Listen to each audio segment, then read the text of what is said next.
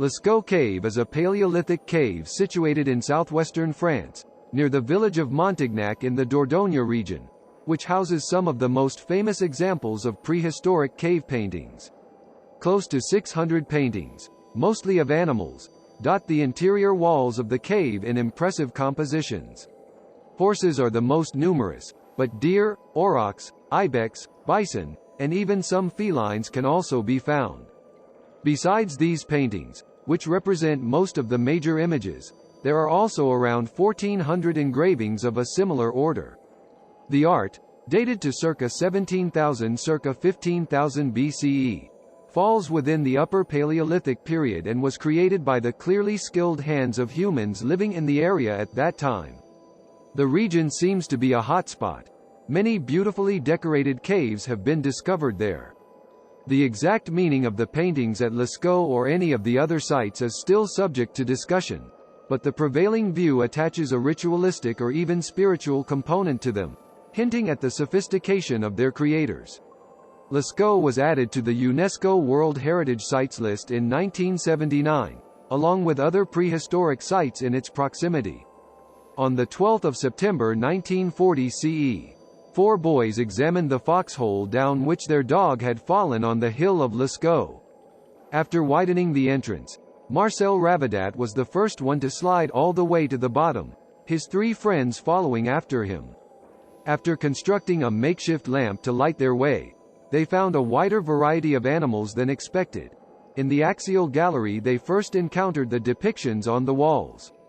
The following day they returned, better prepared this time, and explored deeper parts of the cave. The boys, in awe of what they had found, told their teacher, after which the process towards excavating the cave was set in motion. By 1948 CE, the cave was ready to be opened to the public.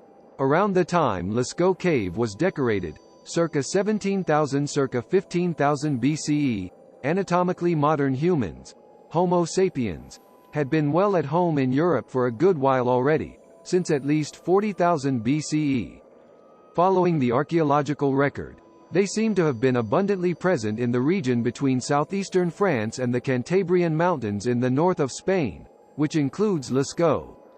The cave itself shows only temporary occupation, probably linked to activities related to creating the art. However, it is possible that the first couple of meters of the entrance vestibule of the cave, the space the daylight could still reach, might have been inhabited. From the finds originating from the cave, we know that the deeper parts of the cave were lit by sandstone lamps that used animal fat as fuel, as well as by fireplaces. Here, the artists worked in what must have been smoky conditions, using minerals as pigments for their images. Reds, yellows, and blacks are the predominant colors. Red was provided by hematite, either raw or as found within red clay and ochre. Yellow by iron oxyhydroxides, and black either by charcoal or manganese oxides. The pigments could be prepared by grinding, mixing, or heating, after which they were transferred onto the cave walls. Painting techniques include drawing with fingers or charcoal, applying pigment with brushes, made of hair or moss, and blowing the pigment on a stencil or directly onto the wall with, for instance, a hollow bone. The catch is that there are no known deposits of the specific manganese oxides found at Lascaux anywhere in the area surrounding the cave. The closest known source is some 250 kilometers away, in the Central Pyrenees, which might point to a trade or supply route. It was not uncommon for humans living around that time to source their materials a bit further afield, tens of kilometers away, but the distance in question here may indicate that the Lascaux artists put in a superb amount of effort. Besides the paintings, many tools were found at Lascaux.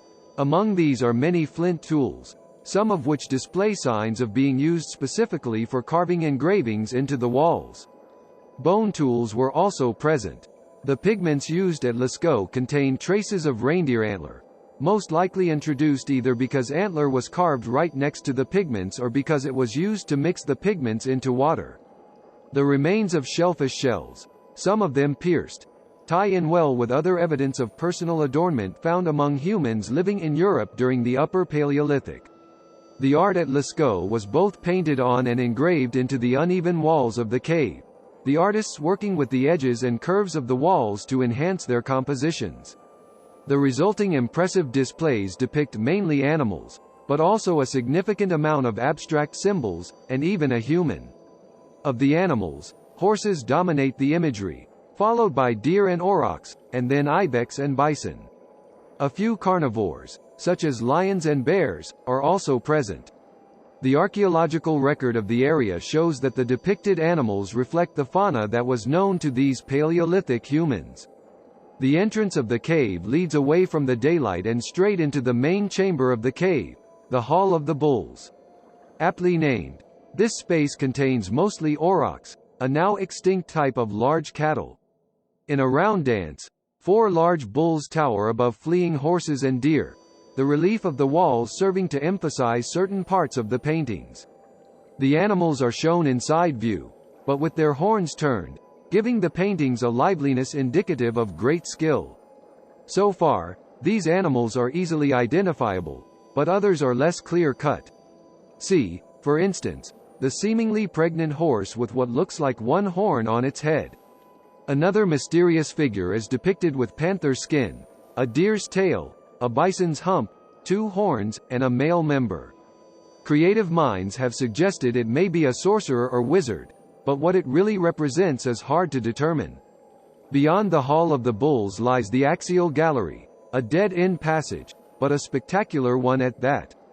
It has been dubbed the Sistine Chapel of Prehistory, as its ceiling is home to several eye-catching compositions. Red aurochs stand with their heads forming a circle, while the main figures of the gallery stand opposite one another. A mighty black bull on one side, a female aurochs on the other, seemingly jumping onto some sort of lattice that has been drawn underneath her hooves. There are horses in many shapes, including one known as the Chinese horse, with its hooves depicted slightly to the back, demonstrating a use of perspective far ahead of its time. Towards the back of the passage, a horse gallops with its mane blowing in the wind while its companion falls over with legs in the air. A second exit from the Hall of the Bulls leads to the passage, which houses mostly engravings but also some paintings of a large variety of animals. In the nave, following the passage, a large black bull as well as 2 bison stand out because of their wild power, seemingly fleeing. Opposite, a frieze shows 5 deer who appear to be swimming. After the nave, the Chamber of Felines throws some predators into the mix, with engravings of lions dominating the room. In another branch of the cave, the room known as the shaft adds some more material for discussion. Here, besides the wounded bison with its intestines sprawling out from its gut, are a woolly rhinoceros, a bird on what might be a stick, and a naked man with an erect member.